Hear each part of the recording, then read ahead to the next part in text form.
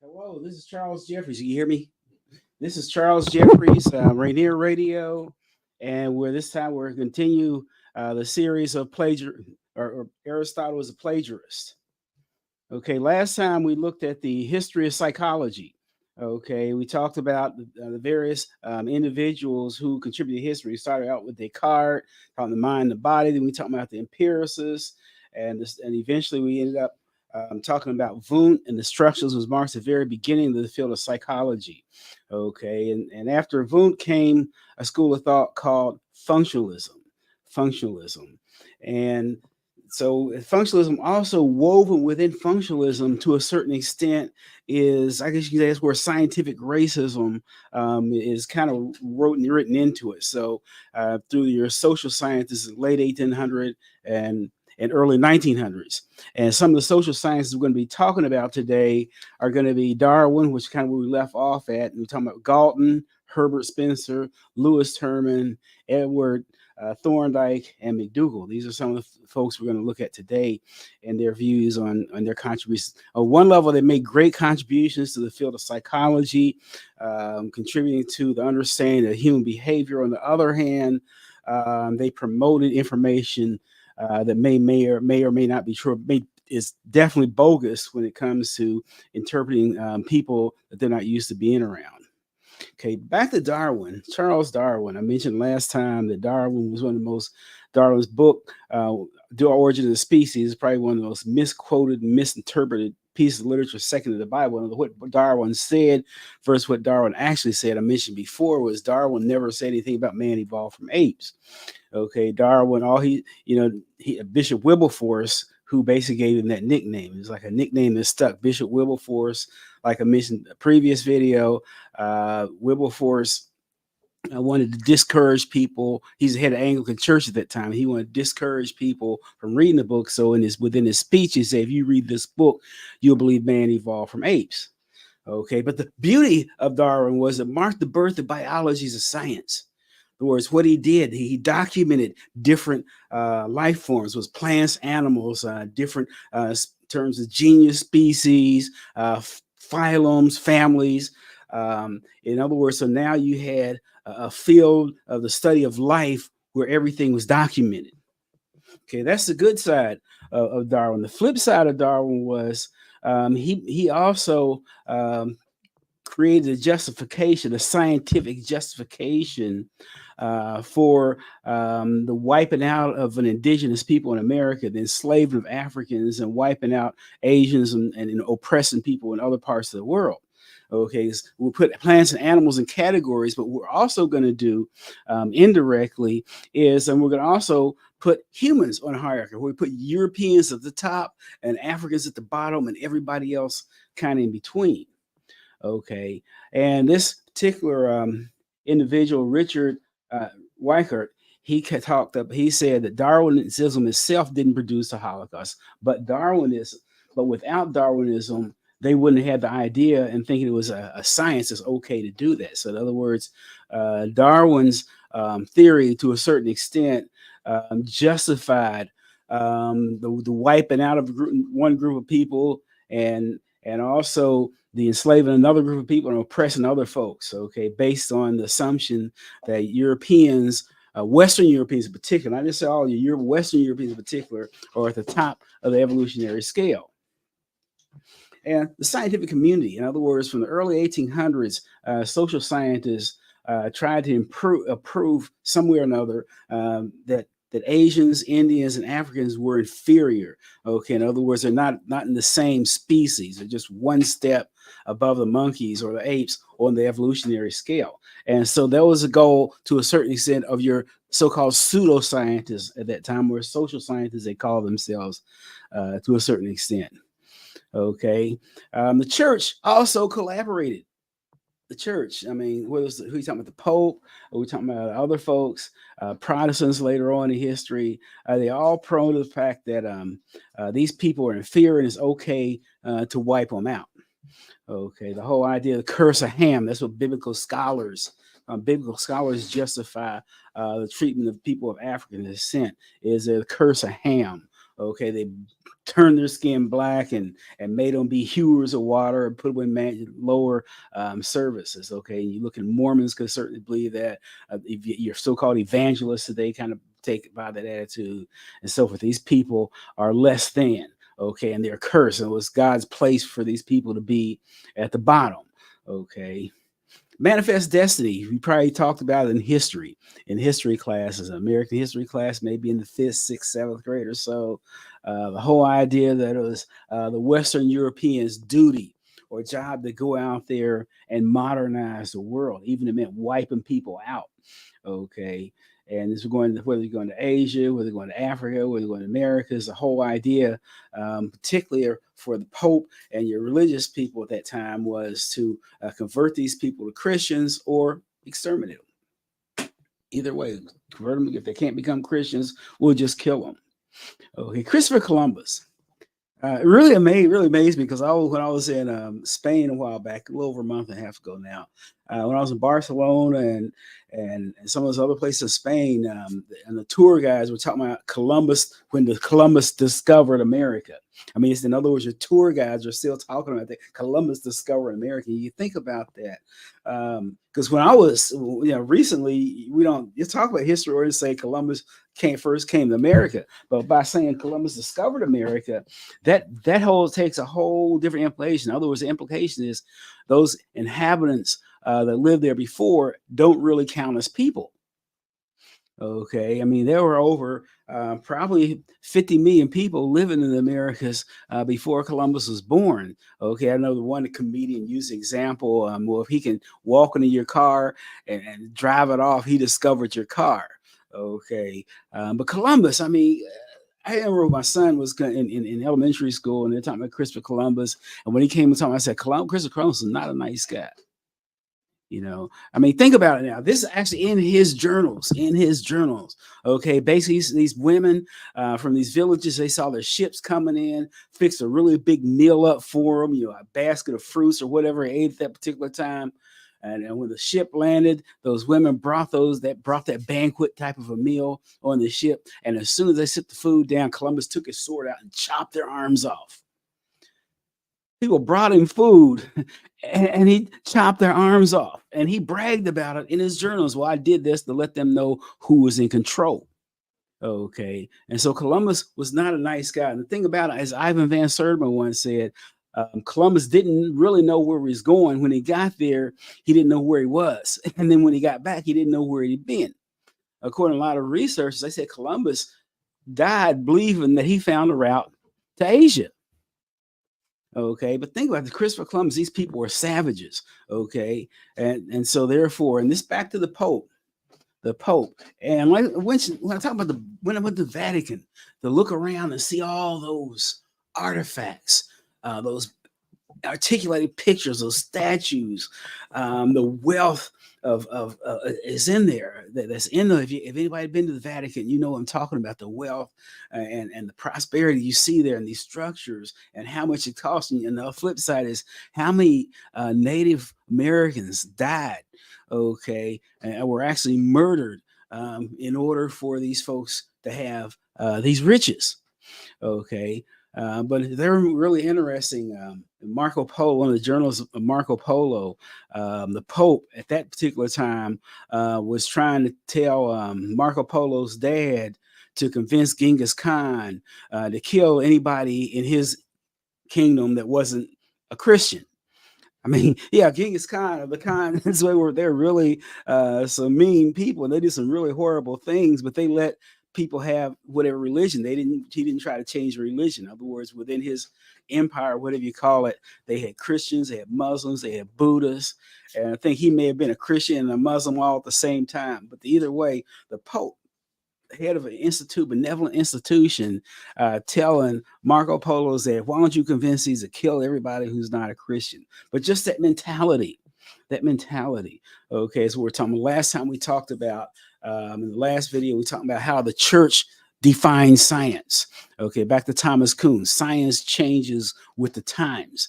Okay, you have rises and falls of schools of thought. So the church at that particular time still defines science. Okay, this is before, to right around the time of before the, a little bit before the Renaissance, even during the Renaissance to a certain extent. That's when they made their most money coming to the New World. Okay, all these golds and trinkets and all these others. But think about that. The Pope, and it said these people, it's okay to wipe these people out. Matter of fact, Bartolomeo de las Casas, he was a priest who had gone to the New World sometimes after Columbus was there. Okay, and he, if you ever read his book, he talks about the atrocities that were done by the Spanish against these indigenous or Native American peoples. He cited one example where the Spanish soldiers killed this pregnant mother and then cut the baby out and then smashed its head on a rock. And David Casa, as described, after described, he said, the only thing he was not happy about is he didn't have those infant souls saved before they bashed their heads in. But just that mentality, it's okay to wipe these people out. Okay. And so we're doing this for their own good. Back to the manifest said, we're killing these people and wiping all their hopes out for their own good. Okay, goes back to the whole manifest destiny mentality. Okay, Protestants kind of jumped on the same boat, you know, in terms of using that curse of Ham as a way to justify slavery. Whether it's George Washington, Thomas Jefferson, those guys had slaves, and it was in the Bible. It's okay. It's in the Bible. The Bible said it's okay. You know, these people aren't really humans anyway. You know, so it's been no problem enslaving them. They don't really have a soul. Okay, you think about Protestants and today evangelists. Okay, these evangelists, most was really interesting. Most of these evangelists support Trump. Okay, and you think about that because this guy's doing everything against their values. He broke every commandment. Okay, Trump broke every commandment right down the list, and yet they still support this individual to become president. You think about that mentality, and where does it come from? Well, what it really looks at their racist attitudes, ingrained racist attitudes outweigh their sense of survival. Okay, outweigh their sense of survival. We'll look at that later on, what I mean by that. The social science of early 1900s in general, Freud and others as well, you know, Freud and his followers and others saying the same thing. They're trying to justify that Africans and Indians and Asians were inferior to whites. Okay, you ever watch Netflix had a series on called Warriors? Okay, it took place in San Francisco, maybe early 1900s, late 1800s, San Francisco, where there's a constant conflict between the Chinese and the European Americans, okay, or the Chinese American, some Chinese American and Europeans, okay. A lot of these Europeans weren't American; they're from Ireland and Britain and so forth. But the conflict that was there, and the whole assumption was these are savages, as the mayor in that video. In that movie talked about these are savages, and that's brought on the whole what they call the Chinese Exclusion Act that took place during the West Coast. If you have a chance, look at information up. For instance, Tacoma, they actually rounded up a lot of the Chinese and forced them into this park and threw them on the boat or killed them, trying to ship them back to China. They have actually a park on the Western waterfront as a memorial to that situation that happened. But the whole mentality is these people aren't really humans anyway.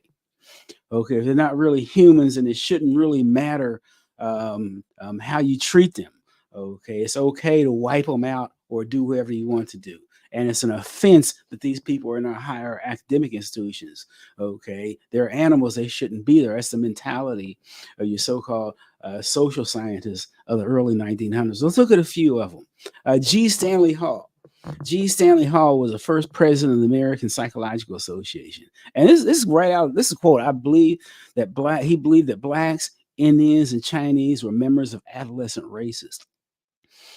Blacks, Indians, and Chinese were members of adolescent races. Okay, and basically they don't have the capacity, okay, to do any profound thought or abstract reasoning. They don't have that capacity to deal with that because they're not fully developed. Where our quote European, Western European, once again in particular, are saying they are superior. The Nordics and so forth come from a superior culture. Let's look at some more individuals talking about William McDougall. Okay, he's one of the social psychologists. Refer to him as a cultural psychological perspective as it relates to social psychology. Okay, and once again, he says that kind of like Lyndon LaRouche. One time, I had a conversation with one of their followers, saying that Black people, in particular, don't have the intellectual capacity for profound thought. They don't. In other words, McDougall saying that these people, only people from the Nordic races, can be creative or inquisitive or have profound thought. Once again, these are individuals who, for the most part, had never met a Black person, never said I had a conversation with a Black person. They probably never even see them except in the kitchen or on the street somewhere. And they're making these theories up as if they're experts, because once again, these are social scientists at the time, and as they're experts. Okay, and then Geo Ferguson, he's out of University of Virginia. He's one of the founders of the eugenics movement in America. Okay, and he talked about the whole idea that blacks are blacks and Chinese and Indians are only intelligent as relation to how much white blood they have in them. Okay, and that particular mentality was used to destroy a lot of families on Indian reservations. Okay, well, we're going to make a distinction between your half Indians and full Indians. Okay, and we'll give the half Indians more privileges. Okay, because they're the only ones who can benefit from the teaching. Okay, you see the same dynamics coming even in a lot of your Black communities, particularly in the South, where either light Blacks opposed to dark Blacks, even within family members. Okay, and the assumption is that these, the more white, closer to white you are, the more intelligent you are, and the more so forth. But the thing about it is, you can't really look at an African American and tell whether they're half Black or full Black. Okay, it goes back to the Plessy versus Ferguson. Plessy was a light-complected Black guy who thought he was better than an average African American. Actually, to a certain extent, he was family was wealthy. I mean, he made more. His family made more money than the average white family. But then he sat on the on the train, and they kicked him off. I said, "No, you can't sit here." Okay, and he took it to court and sued. He said, because my family has money and I'm kind of close to white, that I should be able to sit in the bus or sit on the train with white folks and not have to sit with these savages next door. And that's where the drop of Black blood came in. Oh, you're one drop of Black blood, you're Black. Okay, in reality, it helped African Americans in the United States become stronger as a people. Then you find Africans, particularly African Americans in South America or Central America. The whole drop of Black blood was basically a pot, helped us be stronger, and we'll look at that maybe in the future. But Ferguson, like I said, the founder of the eugenics movement, and also promoted that idea. Like these people were scientists at that particular time, saying that these people were only intelligent based on how much white blood they had. I always think about the movie Kung Fu. Bruce Lee actually wrote the script to that movie, and Bruce Lee actually thought he was play that main character in Kung Fu, play Grasshopper. Okay, but when the movie actually came out, they gave it to a white actor. Okay, Carradine. Okay, and it's really, you think about that, and he played a half Chinese, half American, leaving China to come into America to find his father. Okay, and all the issues and adventures that came on. But once again, back to old Ferguson, this is how it had to be. They couldn't have a regular Asian actor playing that. We had to have a European actor playing that individual, or maybe nobody watch it. Okay, Francis Galton. Francis Galton is credited to introducing statistics to the field of psychology. Statistics, correlation coefficients, and those others. But what he did, he studied, I guess he was an individual difference. I kind of nickname him as a measurer, because he measured height, he'd wear their width, his shape of head. He also came up with the first mental abilities test. I didn't say intelligence test. I said mental abilities. This is before Binet came up with the IQ test. He came up with the first mental abilities test. And interesting about it, he was considered the most intelligent person in the world, the most intelligent man in the world, because he invented a test that he got a perfect score on. Anyway, another aspect of what Galton was into, he was into what we called hereditary genius. In other words, he believed that geniuses ran through families. Okay, so what he did a biographical sketch of all the so-called great contributors of his time, and he concluded that all your contributors to society and civilization came from families of affluence. All your greatest contributors to society came from families of affluence. So his goal was, we're going to encourage the birth rate of the fit and discourage the birth of the unfit. Encourage the birth rate of the fit and discourage the birth rate of the unfit. The question is, who determines who's fit and who's not fit? Another thing he also said was that the dumbest white person in America is more intelligent than the smartest black people, black person in the world. The dumbest white person in America is more intelligent. And this, once again, this is an individual who never really had a conversation or never met a black person. He'd seen black people as servants. He never actually sat and had a conversation with them. Yet this person was considered to be an expert, on human behavior, and particularly what people of color, whether you're black or Native American, Asian, could do. Herbert Spencer, he's the one that actually came up with the phrase survival of the fittest. Survival of the fittest. In other words, one of the things he talked about, the suffering of the poor is okay because it's going to bring the greater good of society. So it's okay for these to wipe out these people and enslave these other people and destroy these other people's culture because they're not really human anyway. But survival of the fittest. And that's what whole social Darwinism came. So once again, Darwin didn't talk about survival of the fittest, but Spencer was the one who came up with that phrase. Quetelet, I want to talk about Quetelet because he was a Belgian professor and astronomer, and he's the one who came up with the idea of the bell curve.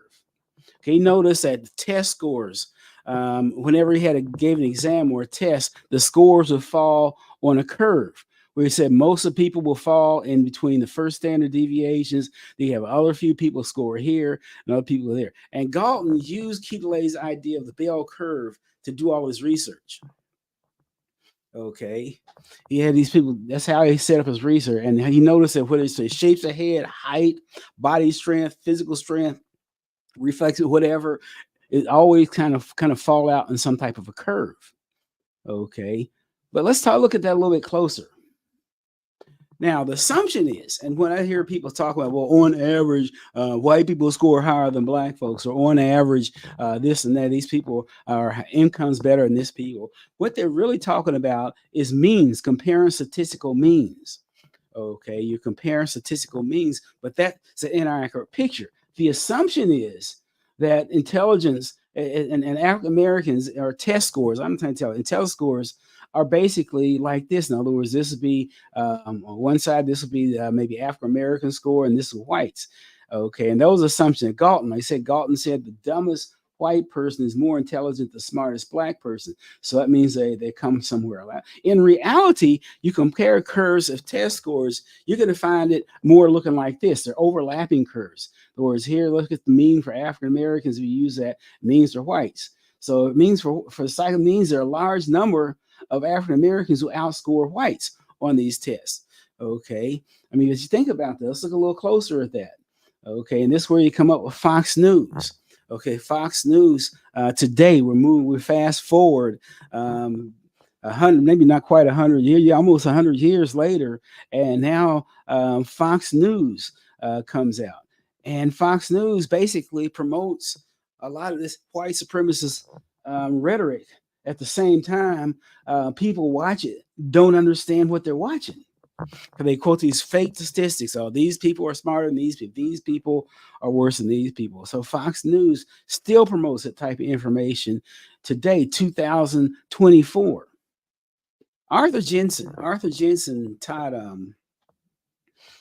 psychology, UC Berkeley in the 1970s, and he proposed that the IQ intelligence was 90%, 80 to 90% inherited, and less than 10 or 20%, you know, where you learned, okay, or in terms of inherited versus experience, nurture, nature. In other words, raised versus being born with something. He believed that intelligence, like I said with Galton, ran through families, and so therefore he proposed was that anybody who had an IQ below 75 should be sterilized.